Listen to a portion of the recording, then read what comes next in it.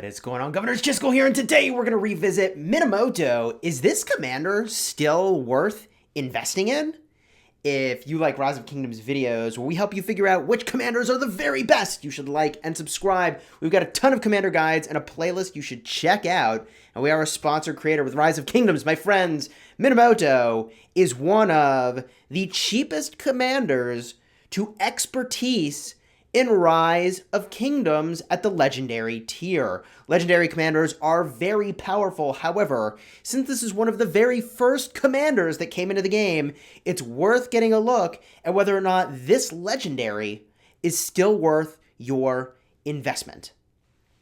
Now, when we get a look at a commander, we review the skills, the talents, how you unlock them, and of course, optimal pairings. Today, we're going to do that from the lens of whether or not they're still good compared to some of the other options that are available to you in Rise of Kingdoms. Let's start by looking at the very first skill on this cavalry commander, which I have the expertise skill active here, so it's showing a little bit stronger than the baseline skill is. But when you max this first skill, it does a damage factor of 1,400 and has a 50% chance per second for the next 2 seconds to do 600 extra damage factor. So we would expect that on average you're getting 2,000 damage factor total when you use this active skill. That is a lot of damage factor, and this does in fact hold up when you compare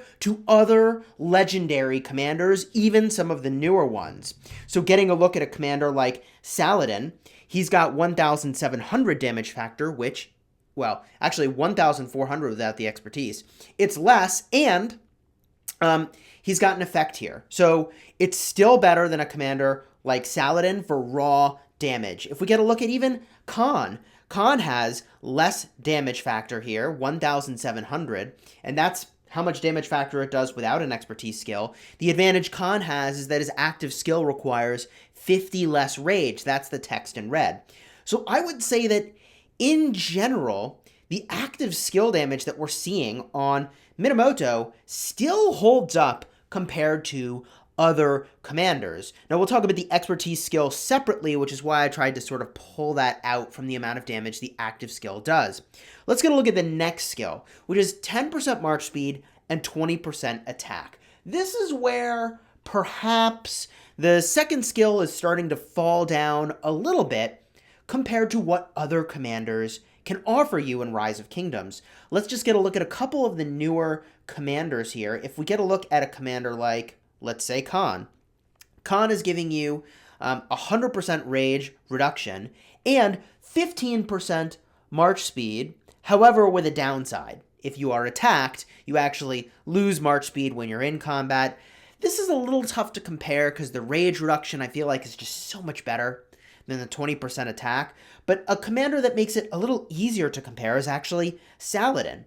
5% march speed and 40% of stats.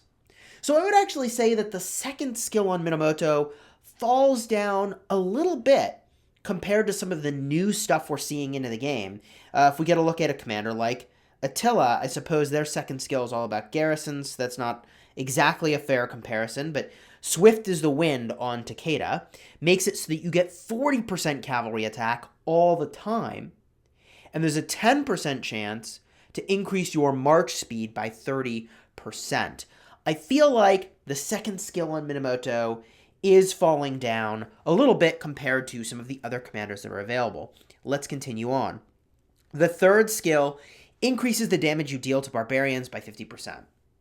This is very strong. Minamoto is one of the two very best barbarian smashing commanders in the game. The other is Cao Cao, and you pair them together for total havoc, 100% extra damage boost to barbarians. I'll tell you, if you're in the early game of Rise of Kingdoms, guess what? That extra barbarian damage really matters. You do need it, and you will spend a lot of time battling barbs. I think Minamoto is still a good invest from that standpoint, and the comparison would be a commander like Ethelfled, who I personally sort of prefer what she's doing here. She's offering you 35% extra damage, and 35% extra experience. What I'll say about Minamoto that actually makes him better, besides the fact that he's a cavalry commander and cavalry move faster, and there's a bunch of reasons why I prefer cavalry for rallying barbarian forts, the experience boost actually has no value to you at the end game, whereas the barbarian damage does. So I'm going to make the argument that the third skill on Minamoto still holds up and is quite good. The fourth skill is where things get really interesting. The fourth skill on Minamoto is called Warlord, and most people overlook how good this actually is.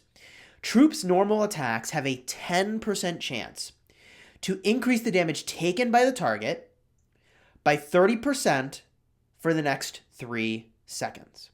The effect can only trigger once every 5 seconds.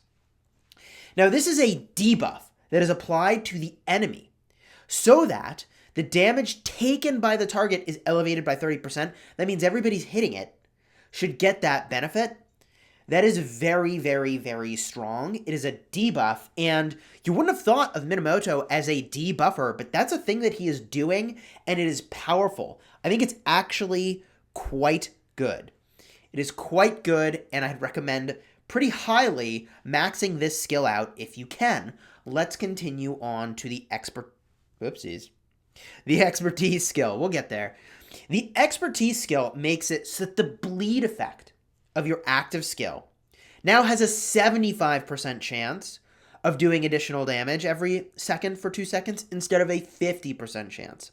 So we're really talking about boosting the effectiveness by like 300 damage factor. 300 damage factor is actually very low, very, very low boost for an expertise skill.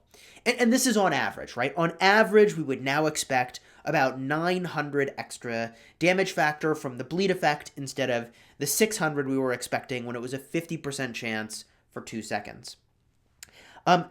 300 damage factor is super low, even compared to some of the original commanders that were in the game. If we get a look at Julius Caesar, their expertise skill gives you a 400 damage factor when you use your active skill on Julius Caesar. If we look at Boudica, even her expertise skill is giving 400 extra damage factor.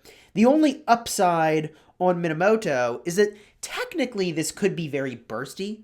You could do actually a lot of damage that's super elevated all in a row because you could have it proc both times, which means you'd be doing, let's see here, 2,600 damage factor, which is really good. That's actually, like, 2,600 damage factor is really good. If on both seconds of the bleed, you get that proc, the 2,600 total is strong. I generally like that style of damage that could be really, really strong, or maybe really, really weak. That tends to be really good for player versus player combat in general, to catch people off guard sometimes, and sometimes you get kind of the downside of that, but I'm okay with it. All in all, I think that the skills on Minamoto still really hold up. I'm not going to say he's as strong or as versatile as he once was, but he's still a great investment. Now, a part of the reason that Minamoto is a good investment is that the talents are also still pretty gosh darn strong on this commander.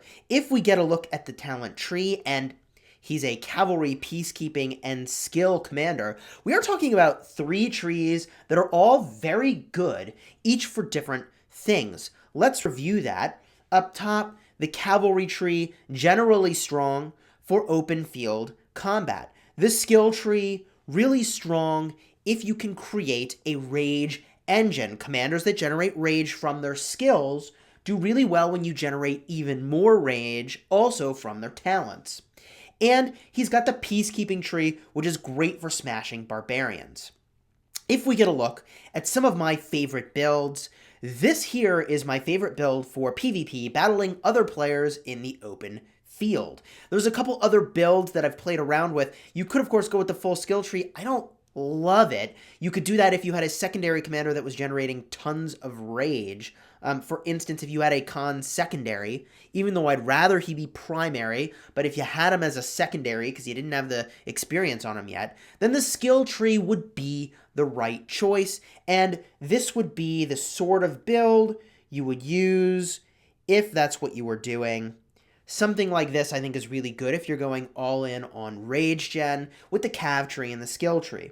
However, for the purpose of our video today, this is my recommendation for open field combat, starting with Rejuvenate, then making your way up to Rallying Cry, extra points into Undying Fury, Latent Power, Tactical Mastery, and last but not least, Heraldic Shield to reduce the damage that you're taking, because cavalry are awfully squishy. You do need that damage taken reduction.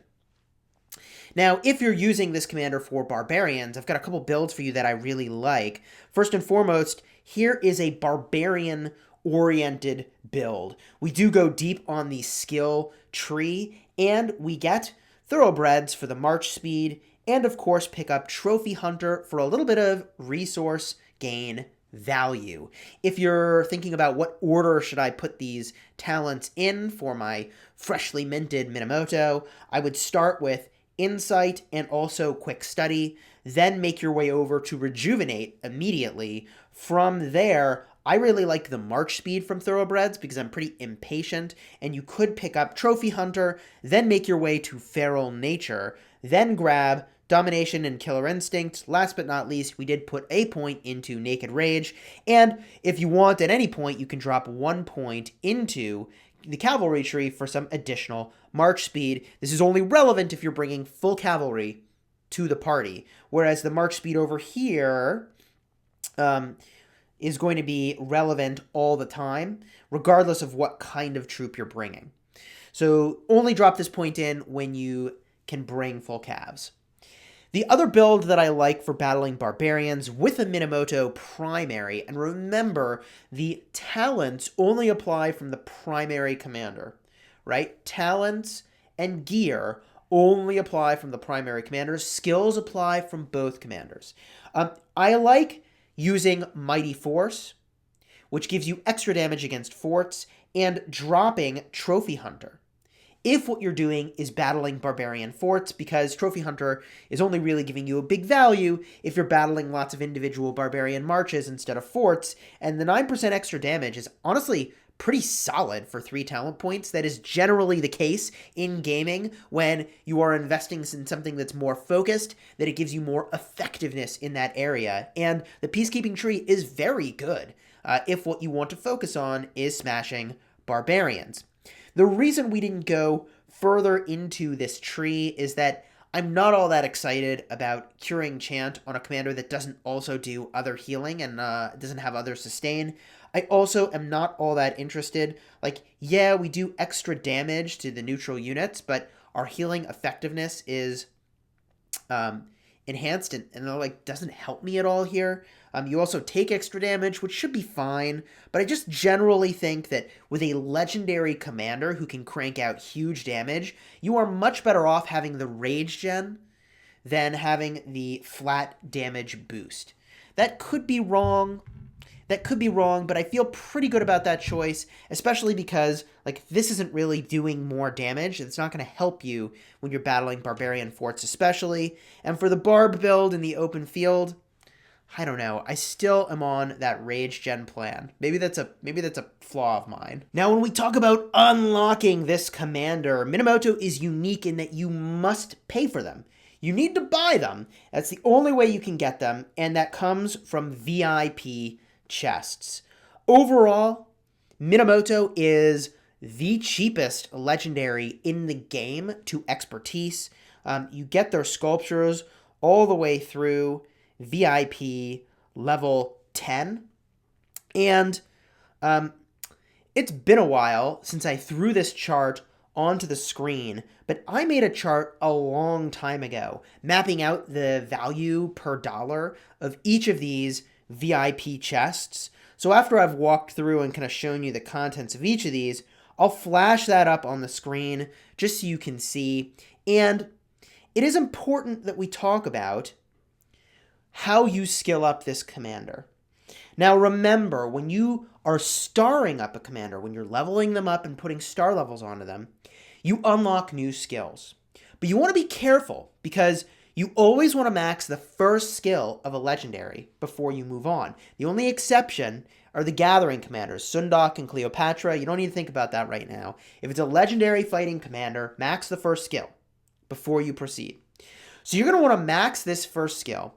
But then the question is, what should I do next? My recommendation to you is if you're using this commander for battling in the open field, in addition to battling barbarians, that in a perfect world, you max the first skill, you max the second skill, then take them to 4 stars and apply further skill points so that hopefully more of those skill points apply over here onto Warlord for this very effective debuff, rather than landing on this skill here, which increases your damage to barbarians.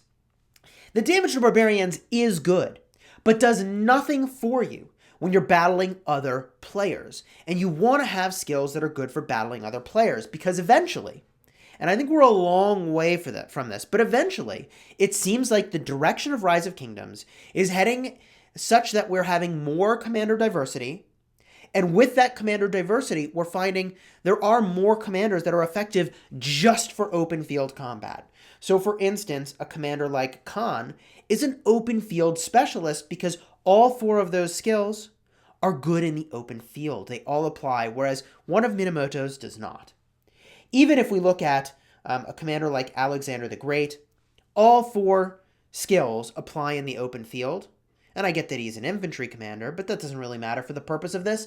The direction of commanders seems to be that they're adding more and more that are fully effective in the open field, which means those commanders are going to start to outclass the commanders that specialize in other things, and eventually we'll have enough diversity that you could choose all commanders that specialize in that open field slaughter, which Edward of Woodstock is another such commander, very recent addition in the game.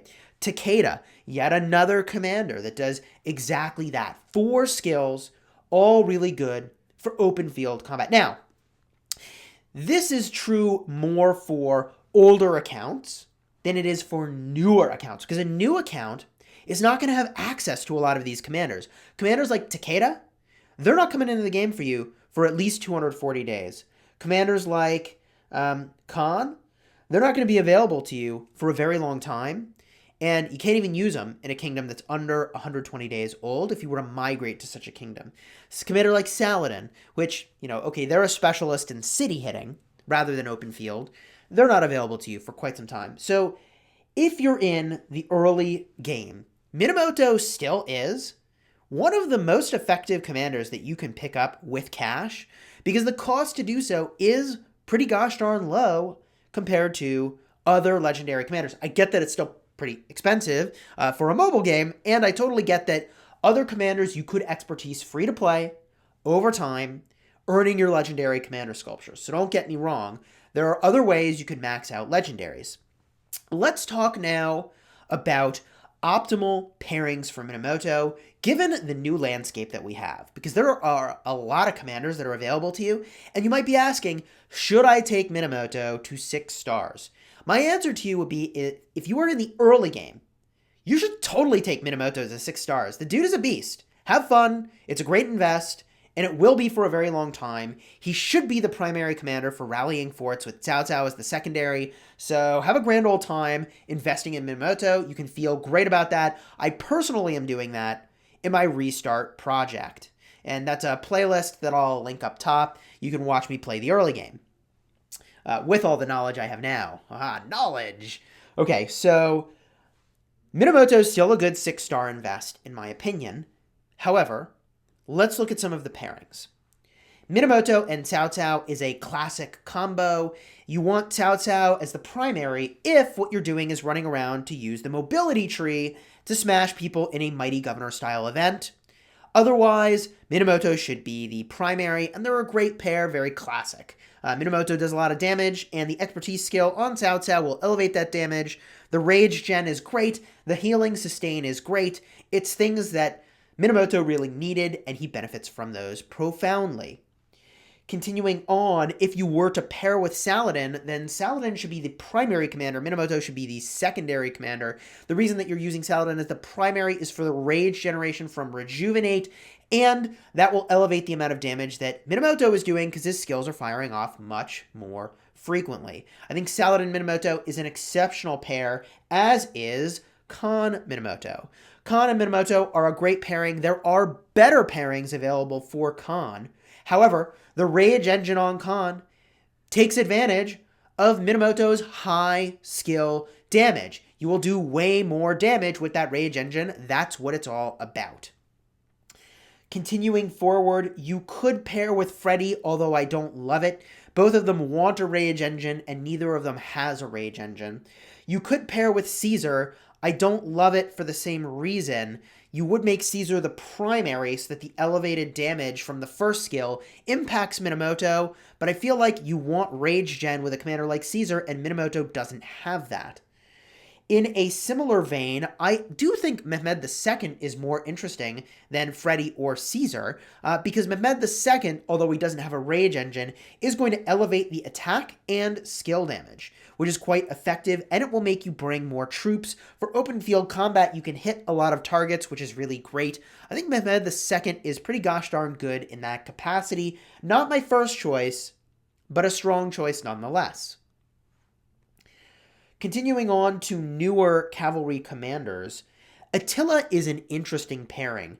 The active skill really cares about normal attack damage, and there's no Rage Engine on this commander. You could pair them. I would say that if you are going to pair them, you're going to struggle a little bit with like who should be the primary. In my perfect world, the Rage Gen from a commander like Minamoto would lean toward him being the primary. However, because this active skill doesn't do, active skill damage, you're not going to get as much effectiveness from the talent points on Minamoto than you would if you have Attila as the primary. But if you have Attila as the primary, he doesn't have the skill tree. So the Rage Gen is going to be kind of lackluster. I'm a little confused about this pairing. I think it might be fine, but it wouldn't be my first choice. Another interesting pairing would be to use Takeda. If you are going to use Takeda, you're going to run into the same problem about Rage Gen, which I think is an issue here. And I do like, however, the fact that all four of these skills are relevant for the open field. I don't feel like Minamoto Takeda is the very best you can do, because Takeda doesn't care about active skill damage and isn't contributing to the Rage Engine. He will make the army more tanky, which I do think is valuable. When we start to now look at the epic tier, there are a few commanders that you can and should consider when pairing with Minamoto. The surprise that you might not have thought would be Sun Tzu. Sun Tzu does care about infantry, but only a little bit, and his active skill generates a ton of rage when you hit more targets. If you're in an open field brawl, Minamoto primary with Sun Tzu secondary is exceptional. They are a great pairing. The synergy is super real between these skills. I love this pairing. Use it. If you're going, however, all in on a pure cavalry march, and I honestly feel like you could put your Sun Tzu elsewhere because he's so good in so many places, Pelagius is a great choice. Pelagius generates rage, which really was needed by Minamoto. He does healing, and that sustain is really needed by Minamoto. And he offers a huge amount of stats, which is really quite strong overall. I like a Pelagius pairing with a Minamoto primary. In a similar vein, Boudica does the same sort of stuff, generating rage, doing healing, doing debuffing, and also lots of damage. Minamoto and Boudica are a great pair. Continuing on, Osman with Minamoto is not my first choice, but it's just okay. The reason is that both of these commanders want a Rage Engine, and neither has one. Osman is like Freddy Jr., the non-legendary Freddy. Continuing on, I feel that Joan of Arc and Minamoto are also not an optimal pairing. However, you could use a Joan of Arc primary with a Minamoto secondary and do a lot of damage, bring full cavalry to that party. I think that is actually a-okay and could be quite good. That said, Joan of Arc is so versatile if you're using her as a primary commander, leveraging the support tree, that I feel like, yeah, you could use her with Minamoto, but there's so many other good cavalry options, I'd save your Joan of Arc to pair with somebody else. And we would be remiss to talk, or to miss talking, about Belisarius and Baibars. Belisarius is a commander that I think makes for a good primary if you're running around killing people in the Mighty Governor, and is otherwise a decent secondary in some situations. The situation in which Belisarius is a good secondary is the one in which you actually are going to stay and fight to the death. You're going to stay and fight until your troops are totally dead. The most common case where that will be true is in Mighty Governor. Or, sorry, not Mighty Governor. In the Sunset Canyon. Sunset Canyon is where you are likely to have the full advantage taken of being below 50% and getting the 25% damage boost. 25% damage is a huge amount. But if you're battling in the open field, you're probably going to run away from the fight when they get low because you become very ineffective battling into full strength armies with your half strength army, even though you've got the 25% damage boost. This really is good if he's the primary, it's Mighty Governor, and you're killing farmers. I think you're better off in general with a commander like Baibars paired with Minamoto. There's no rage engine here, so I still prefer Pelagius and Boudica or even Sun Tzu. However, if you are trying to make a cavalry pairing that does AoE and your Sun Tzu's somewhere else, then I like Baibars for his first skill, which does a huge amount of AoE damage. There is some amount of stat boost here. 20% attack is decent. I mean, this looks very reasonable to me that the second skill of an epic has 20% attack, the second skill of a legendary has 20% attack and 10% march speed. That seems reasonable to me. The fourth skill makes it so you get a little bit of healing and march speed when you leave combat, and the expertise skill makes it so that you're doing more damage with your active skill. I think Baibars is a good pairing if what you're doing is battling lots of folks in the open field. Otherwise, for single targets, stick to Pelagius and Boudica, or even, gosh darn it, Sun Tzu. Wow. So those are the commanders we wanted to cover. I know that, like, Lancelot is a commander in the game, and Dragon Lancer is a commander in the game. Unless it's like the second week of the kingdom and you're trying to use a Dragon Lancer primary to run around and kill farmers, these should not be commanders you're thinking about pairing with Minamoto.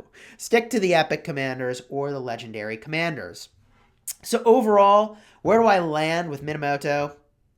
I would say that he's still a great investment in Rise of Kingdoms and is generally a lasting investment in Rise of Kingdoms. There are many situations where I find myself wanting multiple cavalry marches, and I'm still using this commander, even though I have a huge amount of diversity in my roster and a lot of options available to me. A lot of options.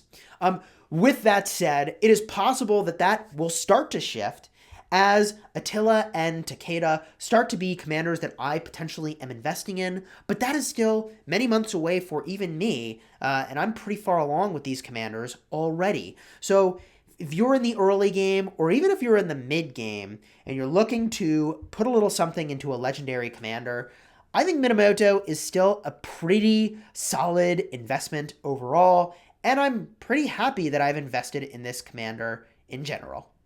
If you found this video helpful, leave a comment down below. Let me know how you're using your Minamoto. Who are you pairing this commander with? And until next time, you have fun smashing the kingdom. Oh, and P.S. like and subscribe.